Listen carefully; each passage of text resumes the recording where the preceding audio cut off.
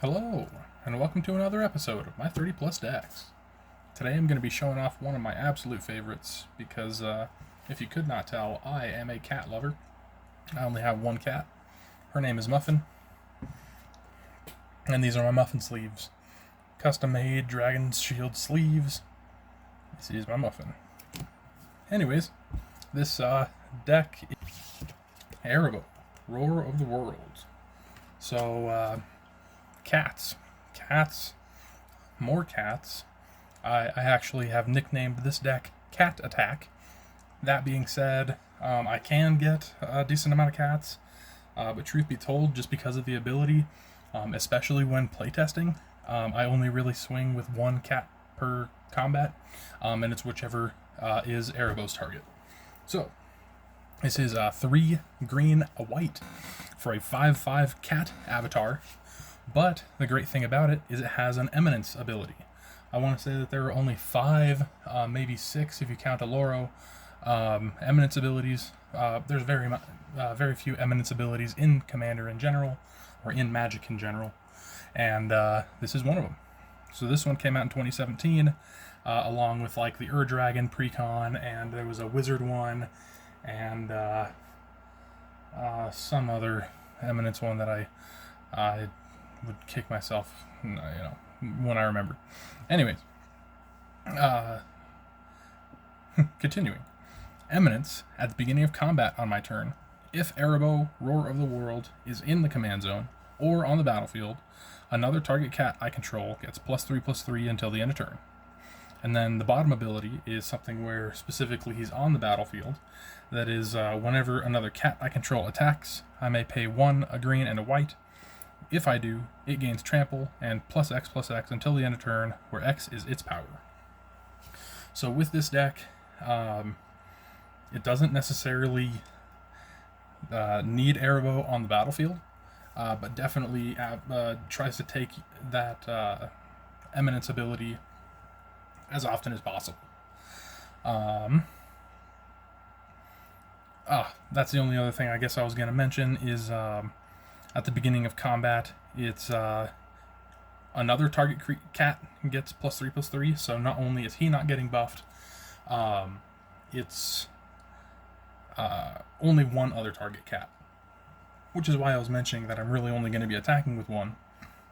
But if he's on the battlefield, that's whenever another cat I control attacks. So yet again, it doesn't really care about whether he is attacking or not. But with that bottom ability, if I have 6, 9, 12 mana, something divisible by 3, and able to split it up in colors like that, I can have 3 swingers all getting +X/+X equal to their respective powers and trample. So I would be having more attacking creatures potentially if he's on the battlefield. Something like that. I don't know, I said final note. Other final note, it was just a couple days ago. It was my cat's 12th birthday. She was born in 2013, so 12th birthday. Happy birthday to Muffin. There we go. Happy belated birthday, of course. Let's go turn 1 and jump right in. Draw. Let's go Plains, tap it, Arcbound Mouser. This is a artifact creature cat. Has lifelink and modular 1, so it enters the battlefield with a 1/1 counter, and it's going to be a 4/4 swinging next turn. Let's go turn 2. Untap, upkeep, draw. And, I was going to play this as my land first turn, but I just drew into a different Plains. Look at this pretty Plains. I'll go like that. Ooh. This one I got in a pack. It wasn't an auction, but it was some pack that was like this and I think 3 or 4 other cards, all beautiful arts or unique arts. I think it was a Magicon pack or something like that. I didn't go, but I did get the pack. Auctions are awesome. White, Leonin Relic Warder. Now this one, it may be a bad one that I possibly wouldn't cast right now, but I'm just going to do it to get it on the battlefield. He is a 2/2 cat cleric When he enters, I may exile target artifact or enchantment, and when he leaves the battlefield, return the exiled card to the battlefield under its owner's control. Now, I don't have any situations in this deck, but I know that there is a kind of a funky way to kind of break that guy. Just however it's worded, I'm pretty sure he's one of the ones that can go funky. Like exiling things and they don't return, but that's not the focus in this deck. He's just a cat cleric. Going to turn 3. Actually, no, I'm not going to turn 3. Going to combat. Target creature gets +3/+3 until the end of turn. Swinging. And you know what? I guess I'm going to keep track of life. That's 4 life, so that is up to 44. Now to turn 3. Untap. Draw. Let's go Forest as my land for turn.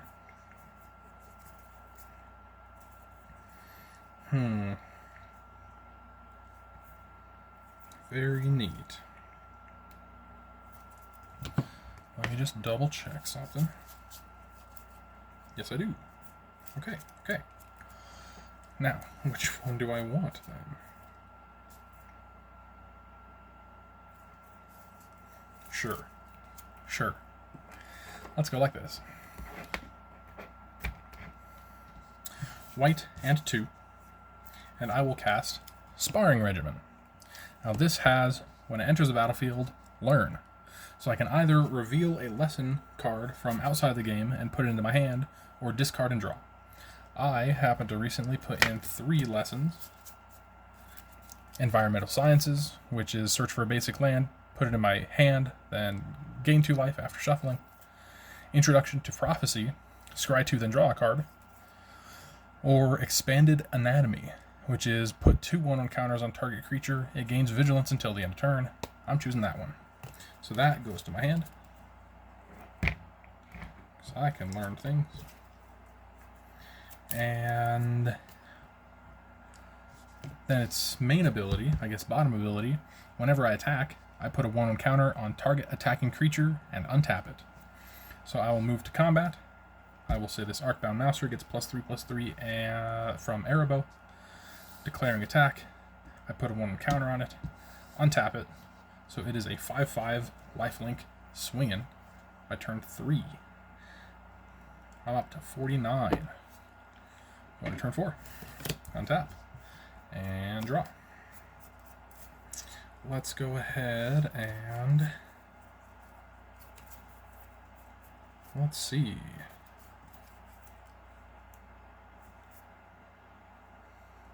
I'll go ahead and play an Animal Sanctuary. I don't plan on using it this turn, but I love this art. No owners allowed. Beautiful. Cat's right up front. Anyways, that goes right there. It can tap it for a colorless, or I can tap 2 and put a 1/1 counter on target bird, cat, dog, goat, ox, or snake. But you probably guessed it. I don't have many birds, dogs, goats, oxes, or snakes in here. I think I'm gonna go ahead, tap that Animal Sanctuary because I don't think I'm gonna use it this turn. That'll be for Lava Spur Boots. Gotta have my Puss in Boots. Yeah, I did. And then I could either Rally the Ranks, which would give all of my cats +1/+1, or Expanded Anatomy. If I did Rally the Ranks, I could equip Lava Spur Boots as well.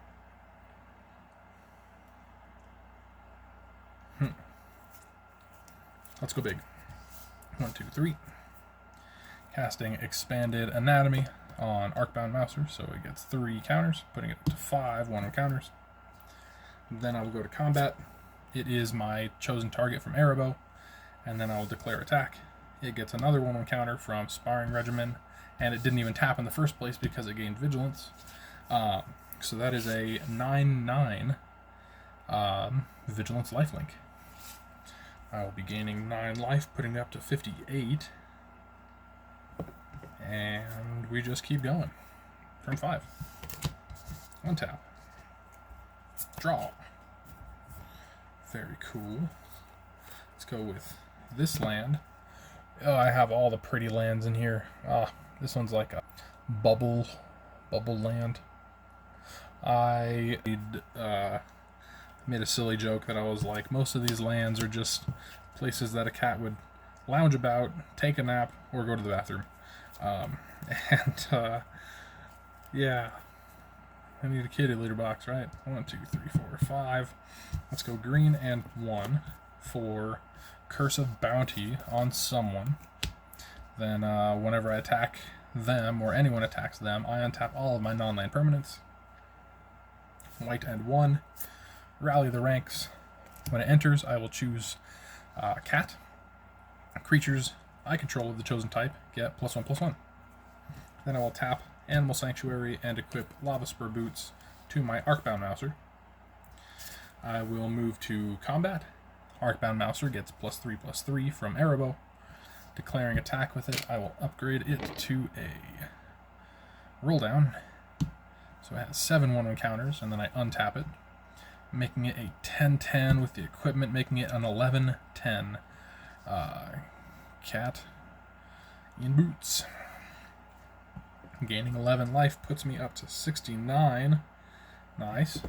Let's go to turn 6. Untap. I will draw.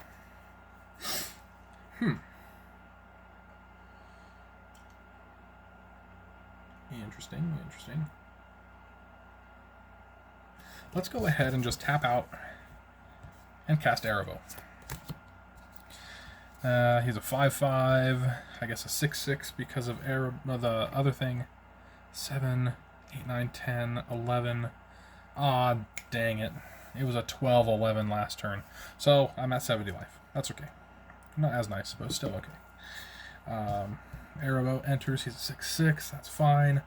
I will go to combat and swing it again with all of this stuff. That's 8, 9, 10, 11, 12, 13. So a 13/12. Gaining 13 life would put me up to 83. And then turn 7. And this is all uncontested. I would almost definitely be attacked and not be at 83. But Goldfish isn't attacking. If only. Let's go 1, 2, 3. Casting Lifecrafter's Bestiary. It's on my upkeep, I scry 1, and whenever I cast a creature spell, I may pay a green. If I do, I draw a card. Too bad I only have 1 green. And either way, 1 white, 1 green for Xali Pride Mage. This is a cat wizard, so it will be a 3/3, and it has Exalted. So whenever a creature I control attacks alone, that creature gets +1/+1 until the end of turn.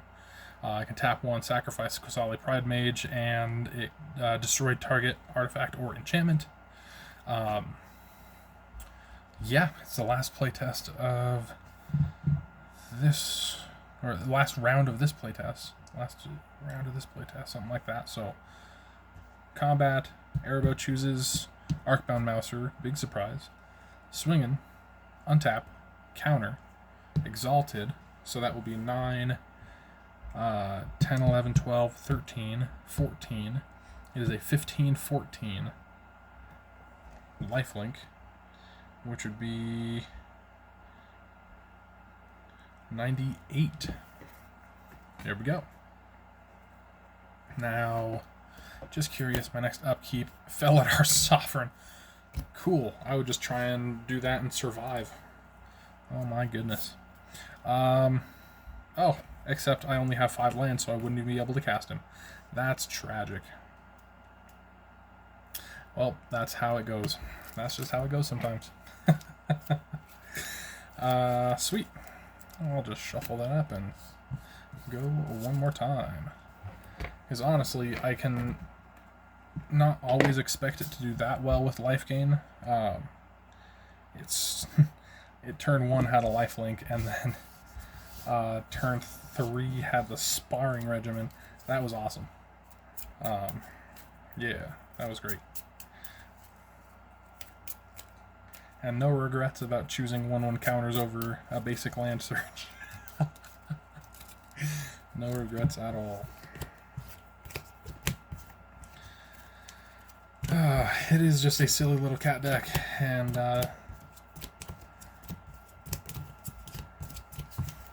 lot of these cats are pretty cheap, 3 cost and less.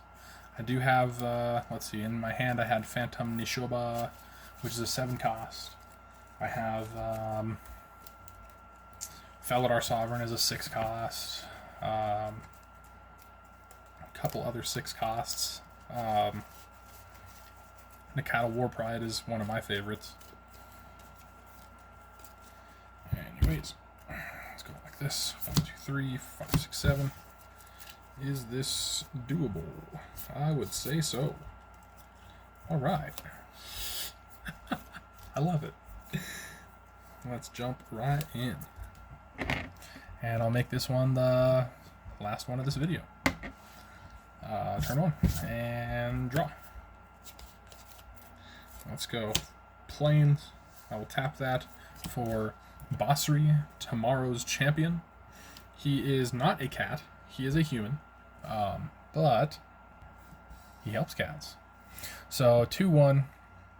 I can tap a white and tap him and exert him so that he wouldn't untap during my next untap step, and create a 1/1 cat creature token with lifelink. And then he does have cycling, but I didn't want to cycle him. And it does have, when I cycle this card, cats I control gain hexproof and indestructible until the end of turn. I think I'd rather have him on the battlefield. That cycling, I think, is more of a later game strategy.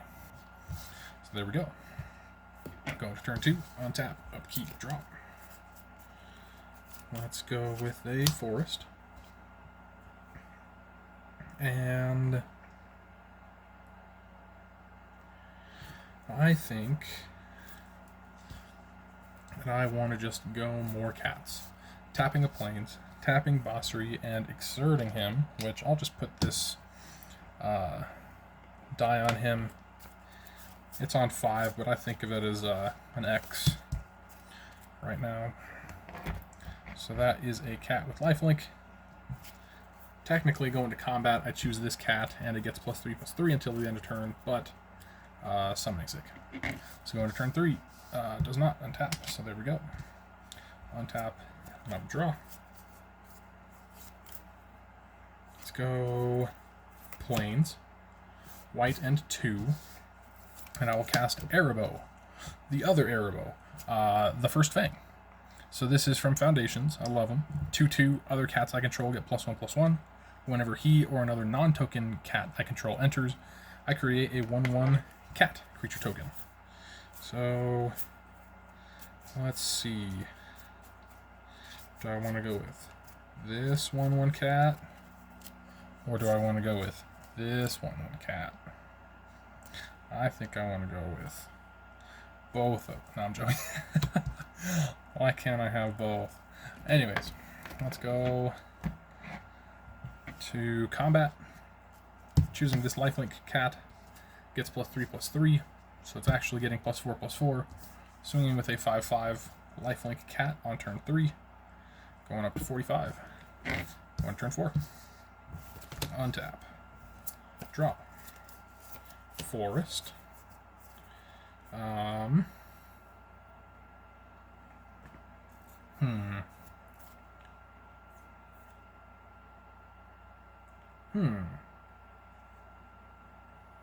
I guess since I have 4, I might as well. I'll go 1, 2, 3 to cast Heirloom Blade. Equipped creature gets +3/+1. Whenever the equipped creature dies, I may reveal cards from the top of my library until I reveal a creature card that shares a creature type with it. Put that card into my hand and the rest on the bottom in a random order. Equip cost 1 to equip this Heirloom Blade to my lifelink cat. Combat, swinging, choosing it as my target of Arahbo, obviously, which, let me just put Arahbo back up top. So that's 3, 4, 5, 6, 7, 8. So it's an 8/5, right? 3, 4, 5, 6. An 8/6 lifelink. So me gaining 8 puts me up to 53. 8/6 swinging by turn 4. Heck yeah. Let's go to turn 5. On tap. Draw. Plains. Okay.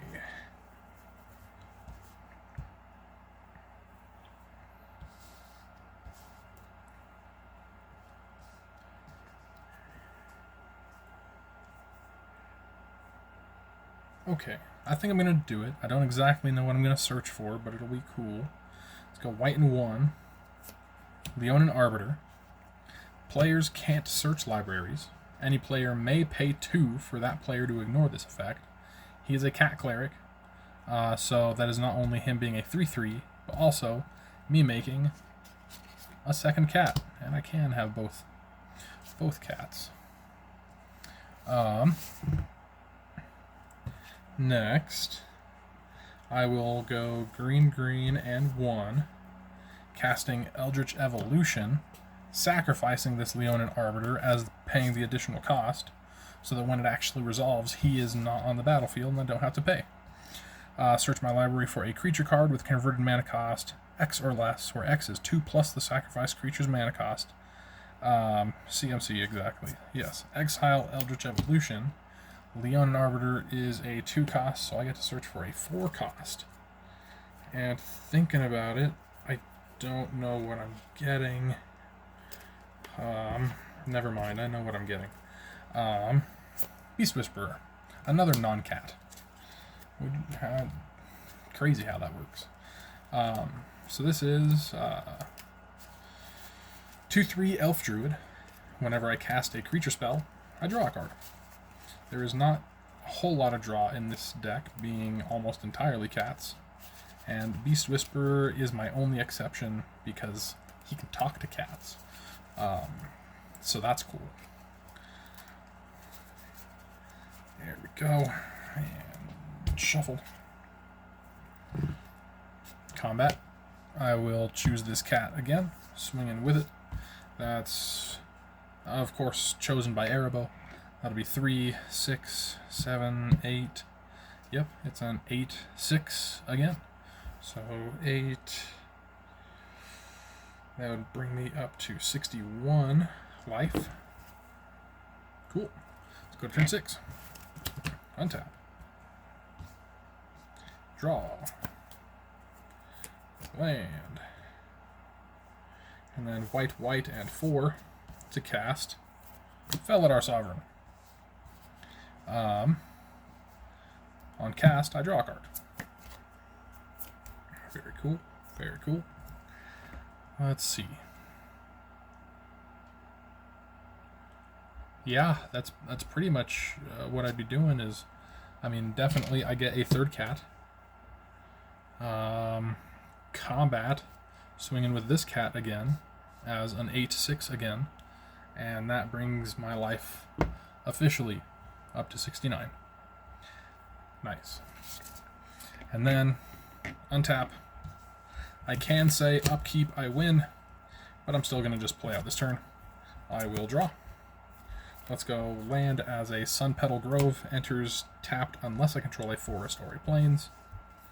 That will be 1 for a Lost Jite, tapping 1 for Lava Spur Boots. Now let's make a Puss in Boots with a sword, as seen on TV. Tapping 1, making it Felidar Sovereign. Tapping 1 more for that Lost Jite. Let's actually just put it like this. 1 more for the Heirloom Blade, why not? So now this Puss in Boots is rocking 2 swords and the best boots I could find. Yeah. I could tap you and tap Bossary and exert to make a second lifelink cat token.